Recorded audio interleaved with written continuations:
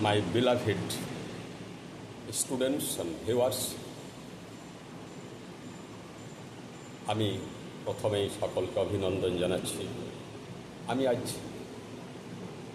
এই কথাটা বিশ্লেষণ করব যে আমি ব্রিটিশদেরকে কেন ঘৃণা করি বা অপছন্দ করি। আপনারা দয়া করে লাইক দেবেন, কমেন্ট দেবেন এবং সাবস্ক্রাইব করবেন। দীর্ঘ 200 বছরের ব্রিটিশ অপশাসন ভারতবাসীর কাছে ছিল একটা বিরাট অভিশাপ, সাংঘাতিক চরমতম অভিশাপ। ব্রিটিশদের অত্যাচারের অপশাসনের সীমা ছিল না। ব্রিটিশরা ছিলেন সাংঘাতিকভাবে অত্যাচারী। তাদের শিক্ষার উদ্দেশ্যই ছিল মানুষের উপর অত্যাচার চালানো। তাদের শিক্ষার কোনো মহৎ উদ্দেশ্য ছিল না। তাদের শিক্ষার উদ্দেশ্য ছিল কিভাবে দুর্বলকে পদদলিত করা যায়, দুর্বলের উপর শাসনের ভার চাপিয়ে দেওয়া যায়, দুর্বলকে তাদের ইচ্ছার বিরুদ্ধে বহু কিছু করানো যায়। এটাই তাদের ছিল শিক্ষার উদ্দেশ্য। ব্রিটিশ শিক্ষার উদ্দেশ্য একেবারে মহৎ ছিল না, কারণ যারা অত্যাচার করেছিল তারা সব ছিল শিক্ষিত লোক, উচ্চশিক্ষিত লোক। এবং যে যত শিক্ষিত ভাইসরয় অফিসার যত বেশি অত্যাচার করত, তাদেরকে ব্রিটিশ সরকারের তরফ থেকে সম্মানিত করা হতো, ভিজুয়াল করা হতো, কমেমোরেশন করা হতো, বিশাল টাকাও উপহার দেওয়া হতো, তাদেরকে বকশিস দেওয়া হতো। জালিয়ানওয়ালাবাগের হত্যাকাণ্ডে ওডায়ারকে ওই হত্যাকাণ্ডের পর সম্মানিত করা হয়েছিল, সম্মানে ভূষিত করা হয়েছিল, ভিজুয়াল করা হয়েছিল, বিরাট অনুষ্ঠান করে সম্মানিত করা হয়েছিল। তাই ব্রিটিশ শাসনকে আমি ঘৃণা করি। ব্রিটিশরা ভারতবর্ষ থেকে বহু ধন সম্পদ চুরি করে নিয়ে গিয়েছিল, চুরি করে নিয়ে গিয়েছিল। এই প্রথম চুরি হয় পলাশির সেই মুর্শিদাবাদে। লর্ড ক্লাইভ প্রচুর ধন সম্পদ ওই মুর্শিদাবাদের শাসকদের এবং জনগণের প্রচুর ধন সম্পদে চুরি করে নিয়ে চলে গেছিলেন, এবং তার মধ্যে তিনি বেশিরভাগই ব্যক্তিগতভাবে আত্মসাৎ করেছিলেন। এবং তিনি যখন বাড়ি ফিরে গিয়েছিলেন ধন সম্পদের অহংকার নিয়ে, তখন কি যেন কি ঘটনা ঘটেছিল, হয়তো অনেকেই একে সাপোর্ট করে নাই, তাই তিনি গলায় খুর দিয়ে সুইসাইড করেছিলেন। ব্রিটিশ অপশাসনের বহু দৃষ্টান্ত এখানে দেওয়া যেতে পারে, কিন্তু আমি লিমিটেড কয়েকটা দেব। ব্রিটিশরা আমাদের দেশে শিক্ষা চালু করেছিল, বিজ্ঞান শিক্ষা এবং ইংরেজি ভাষা শিক্ষা। এর জন্য আমাদের ব্রিটিশদেরকে কোনো বাহবা দেওয়ার দরকার নাই, কারণ ব্রিটিশরা শিক্ষা ব্যবস্থা চালু করেছিল নিজেদের সুবিধার জন্য। ভারতবাসীর কল্যাণের কোনো উদ্দেশ্য তাদের এই শিক্ষার মধ্যে ছিল না। তারা শাসক এবং শাসিতের মধ্যে একটা বাফার অর্থাৎ মধ্যবর্তী যোগাযোগ তৈরি করার চেষ্টা করেছিল এই শিক্ষার মাধ্যমে। এই শিক্ষা তারা খুব ইংরেজি ভাষা শিক্ষা তারা খুব একটা লিমিটেড সংখ্যক মানুষকে দিয়েছিল, ব্যাপক জনসাধারণকে তারা কখনোই শিক্ষা দেয়নি। তাদের শিক্ষার উদ্দেশ্য মহৎ ছিল না। আমাদের 1770 খ্রিস্টাব্দে দুর্ভিক্ষ হয়েছিল বাংলায় দুর্ভিক্ষ বলা হয় এই চরমতম দুর্ভিক্ষ ছিল। এই দুর্ভিক্ষে বহু মানুষ মারা গিয়েছিল। 1/3 of the population of Bengal এটাতে মারা গিয়েছিল। কিন্তু দুর্ভিক্ষে এই ফসল উৎপাদন না হওয়ার জন্যে দুর্ভিক্ষে এর আগে কখনো এত মানুষ মারা যায় নাই। তার আগের যে রাজারা ছিলেন, মহারাজ ছিলেন, জমিদার ছিলেন, প্রিন্স ছিলেন, তারা দুর্ভিক্ষের সময় এগিয়ে আসতেন এবং সে দুর্ভিক্ষ পীড়িত ক্ষুধার্ত মানুষদেরকে সাহায্য করতেন। কিন্তু বেঙ্গল ফ্যামিনে ব্রিটিশরা কোনো সাহায্য করে নাই। ব্রিটিশদের অপশাসন ও ব্রিটিশ রাজত্ব তখন সেই মাত্র কিছুদিন আগে থেকে শুরু করেছে, বেশি দিন আগে ব্রিটিশ রাজত্ব আসে নাই। এটি হচ্ছে তাদের সবচেয়ে বড় অপকীর্তি। তার আগে পলাশির যুদ্ধের আমাদের নবাব সিরাজউদ্দৌলা পরাস্ত হন, লর্ড ক্লাইভ জিতেছিলেন। তো তো জিতে তো ছিলেন, ঠিক আছে, তার উপরন্তু তার ছিল প্রচণ্ড ডাকাতি, চুরি করার অভ্যাস। মুর্শিদাবাদের অপরিসীম ধন সম্পদ তিনি চুরি করেছিলেন এবং নিজের দেশে নিয়ে গিয়েছিলেন। এবং শোনা যায় তিনি বাড়ি গিয়ে সুইসাইড করেছিলেন গলায় খুঁত লাগিয়ে। ব্রিটিশ অপশাসনের বহু বহু দৃষ্টান্ত আমরা পেয়ে যাই ইতিহাসে। তারা আমাদের আন্দোলনগুলিকে প্রত্যেকটাকে ব্যর্থ করে দিয়েছেন। প্রতিদিন হাজার হাজার লোককে তারা হত্যা করেছিলেন। মহাবিদ্রোহের সময় ঝান্সি রানী লক্ষ্মীবাঈ যখন যে যুদ্ধটা করেছিলেন, প্রতিদিন হাজার হাজার লোককে ব্রিটিশরা হত্যা করত, পিছিয়ে মারত, বন্দুকের গুলিতে তাদের বুকের ছাতি ফাটিয়ে দিত। তারা ছিল চরমতম নিষ্ঠুর। ব্রিটিশরা রেল লাইন করেছিল, হাওড়া ব্রিজ করেছিল, এই জন্যে তাদেরকে বাহবা দেবার কিছু নাই, প্রশংসা করার কিছু নাই। ওগুলো তারা নিজেদের প্রয়োজনেই করেছিল, নিজেদের অর্থনীতিকে সমৃদ্ধ করার জন্য করেছিল, নিজেদের স্বার্থকে আরও বেশি সফল করার চেষ্টা করেছিল। এর বেশি কিছু উদ্দেশ্য নাই। ওগুলো কি নিয়ে যাওয়া যাবে, যে নিয়ে চলে যাবে যখন স্বাধীন হলো? তা তো সম্ভব নয়। অতএব এই জন্য ওদেরকে মোটেই বাহবা দেওয়া যায় না।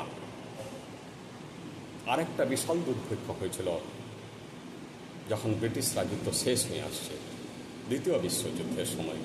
দ্বিতীয় বিশ্বযুদ্ধের সময় বাংলায় যে দুর্ভিক্ষ হয়েছিল সেটাও অকথ্য। সেই দুর্ভিক্ষে রাস্তায় রাস্তায় মানুষ ডেড বডি দেখতে পাওয়া যেত। তখন শাসক ছিলেন উইনস্টন চার্চিল। উইনস্টন চার্চিলের কাছে খবর যাচ্ছে যে অফিসিয়ালি খবর, যে অফিসাররা পর্যন্ত খবর দিচ্ছেন যে রাস্তায় হাজার হাজার লোক মরে পড়ে আছে। তখন তিনি বলতেন ওরা মরুক। উনি মরতে অ্যালাউ করেছিলেন, ওরা মরুক, ওরা হচ্ছে পশুর মতো, ওদের ধর্ম পশুর মতো, ওরা খরগোশের মতো জন্ম দেয়, ওদের নিজের দোষে ওরা বাঁচে। ওদের একটা অর্থনৈতিক পলিসি ছিল যেখানে বলা হচ্ছে একজন অর্থনীতিবিদ ছিলেন, ম্যালথাস বলে একজন অর্থনীতিবিদ ছিলেন।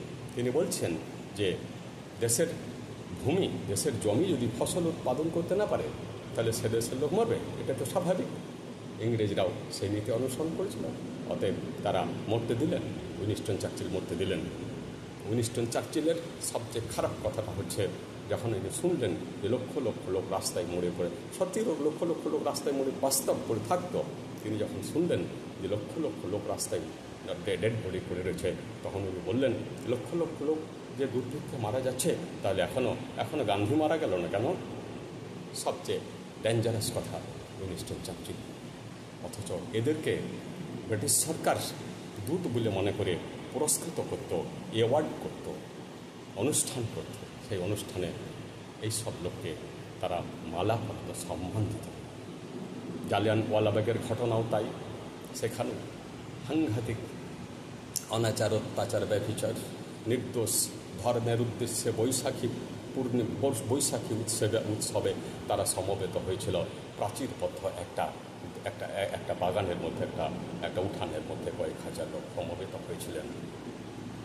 জেনারেল ওডায়ার ছিলেন ওখানকার শাসক। তিনি খবরটা পেয়ে ছুটে এলেন, কিছু সৈনিক নিয়ে, এবং তিনি কোনো খোঁজ খবর নিলেন না ব্যাপারটা কী উদ্দেশ্যে সমবেত হয়েছে। তিনি গুলি চালাতে আদেশ করলেন এবং 1600 রাউন্ডেরও বেশি গুলি চালিয়েছিলেন।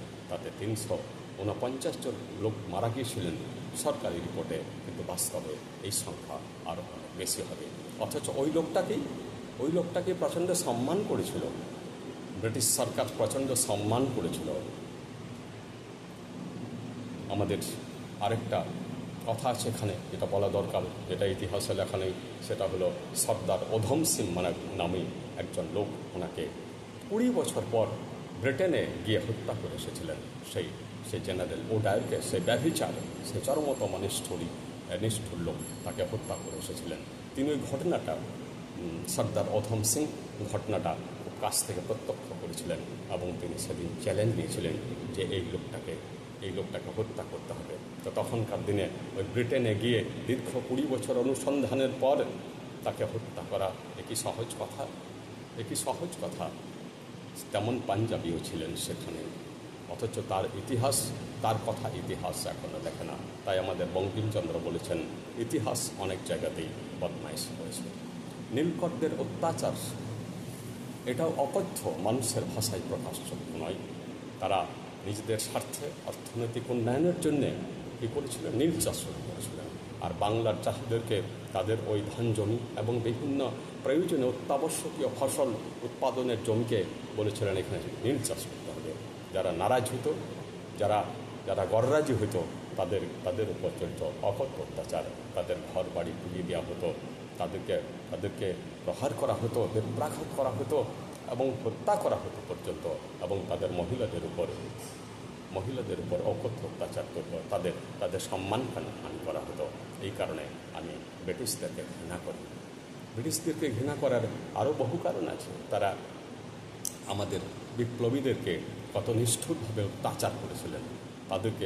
তাদেরকে সঠিক বিচার করা হতো না, তাদের বিচারালয় সঠিক ছিল না। তাদের বিচারালয় বেশিরভাগ ক্ষেত্রেই ইংরেজদের দিকে যেত এবং ভারতবাসীর বিপক্ষে যেত। তারা এই বিপ্লবীদেরকে প্রচুর যন্ত্রণা দিয়েছেন। জেল তো ছিল, জেলের মধ্যে অকথ্য অত্যাচার, এগুলো মানুষের পক্ষে বিবরণ দেওয়া সম্ভব নয়। পশুর মতো অত্যাচার এবং ফাঁসি কাটে ঝুলিয়েছেন। এই ইতিহাস আর বিস্তার করব না। আমি এই কথা বললাম এই জন্যে যে আমি ব্রিটিশদেরকে কেন অপছন্দ করি। কারণ তারা অপছন্দের যোগ্য হলে, যে অপছন্দের যোগ্য তাকে অপছন্দ করা দরকার। কারণ তারা আমাদেরকে সাংঘাতিক অত্যাচার করেছেন, 200 বছর তারা অত্যাচার করেছেন। আরেকটা কথা বলি, তারা আমাদের দেশ থেকে বহু সম্পদ, কোটি কোটি টাকার সম্পদ, মিলিয়নস অফ ডলার্স সিস্টেম হিসাবে আজ দেখাচ্ছে যদি কেউ লিখে রাখতে পারে, কিন্তু এই হিসাব সম্ভব নয়। এটা ম্যাথামেটিক্সের ব্যাপার নয়, মানুষের জীবন নিয়ে ব্যাপার আছে। এখানে এই হিসাব অর্থনীতিতে আসবে না।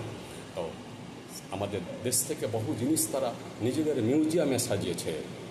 ইংল্যান্ডে বহু মিউজিয়াম আছে, এখন বলা হচ্ছে সেই সব মিউজিয়ামে চুরি করা সম্পদ আছে। ভারত থেকে বহু জিনিস, রেলিক্স, ধ্বংসা জিনিস, তারা মূল্যবান জিনিস তারা চুরি করে নিয়ে তাদের মিউজিয়াম সাজিয়েছে। সেখানে চোর বাজার বলে একটা জায়গা আছে।